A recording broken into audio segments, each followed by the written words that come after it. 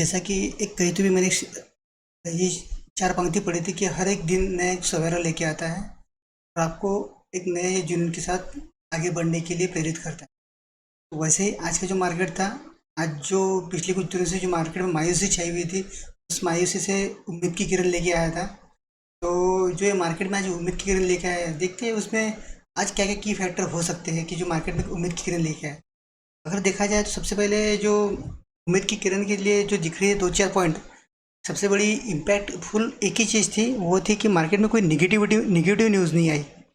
आज अगर आप देखेंगे तो मार्केट में पिछले कुछ दिनों से कंटिन्यूसली निगेटिव इमेज आ रही है। आज ये निगेटिव न्यूज़, कल ये negative news, federal rate hike, inflation, ये वो। तो most of the negative news continuously market में आ रही, तो इसकी वजह से मार्केट में जो प्रेशर बन रहा था, तो फिलहाल कल परसों एक दो दिन में कोई ऐसी प्रकार की कोई भी निगेटिव न्यूज़ नहीं आई, तो एक अच्छी बात है। इसकी वजह से आज मार्केट को रिकवरी करने को स्कोप मिला। उसके बाद में क्या है, अगर आप बिजनेस की बातें करेंगे तो पिछले कुछ दिनों से आप अगर देख रहे होंगे तो बड़े बड़े बिजनेस ट्रेड हो रहे हैं, बड़े बड़े डील्स हो रही है, बड़े एक्विजिशंस हो रहे हैं। मतलब आप देखेंगे यूरोपियन यूनियन का भी, इंडियन ट्रेड का भी एक माहौल बन रहा है मार्केट का।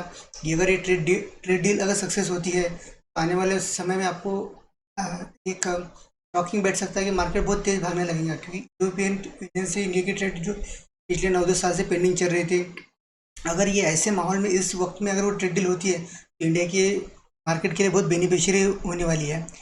और दूसरा क्या है, फेडरल रिजर्व्स जो है उन्होंने भी कुछ शांतता बरती हुई है। और अगर आप फ्यूचर देखेंगे, अमेरिका बाजार का फ्यूचर भी कंटिन्यूसली थोड़ा सा ठीक ठाक है। तो ये जो थोड़ा सा सेंटीमेंट है, थोड़ा सा पॉजिटिविटी की सेंटीमेंट है।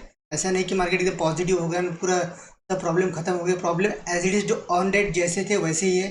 प्रॉब्लम कुछ खत्म कभी नहीं होते, एक प्रॉब्लम गई दूसरा प्रॉब्लम आता है।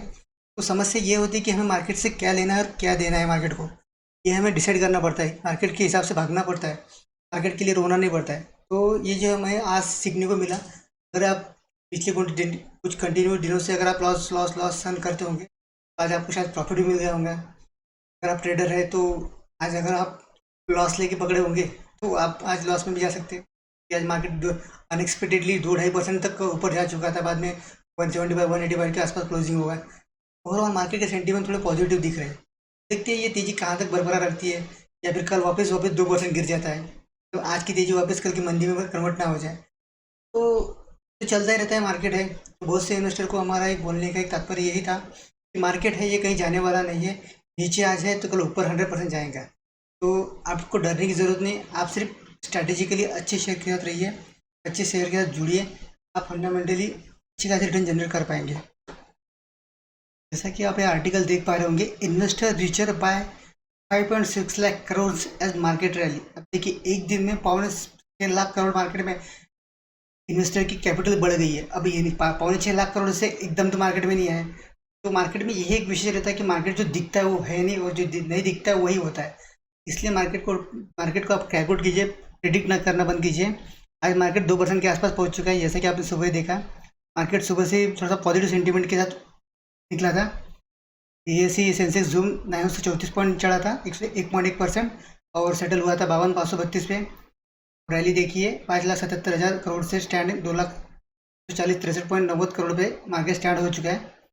देखिए fresh selling triggers in domestic and global economy, fresh economy चल रही है। और ऐसा ही नहीं कि भाई इंडियन मार्केट ही अलग से झूम रहा है।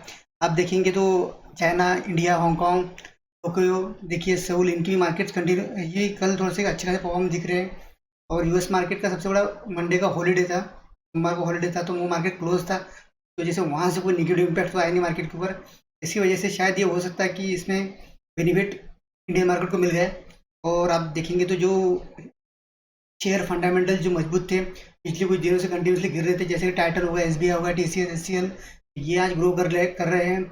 और थोड़ा सा नेस्ले कंपनी थी जो मार्जिनली लोअर चली, टाटा स्टील, विप्रो, इन्फोसिस, आईटीसी, जो लोग जिनके पास थे पिछले कुछ दिनों से, वो थोड़ा चिंता में आ गए थे कि इतनी अच्छी कंपनी लेने के बाद भी वो कंटिन्यूसली मार्केट गिर रहा है।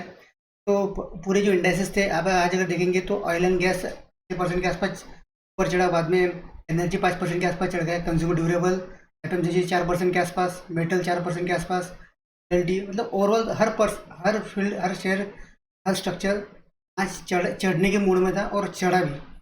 इसलिए आज मार्केट में आपको पॉजिटिविटी दिखी। तो ये मार्केट है, तो ये मार्केट के हिसाब से आपको रहना है। मार्केट के हिसाब से रहिए और टेंशन ना लीजिए, रिलैक्स होके एंजॉय करके मार्केट के साथ चलिए, आपका फ्यूचर ब्राइट ही होगा।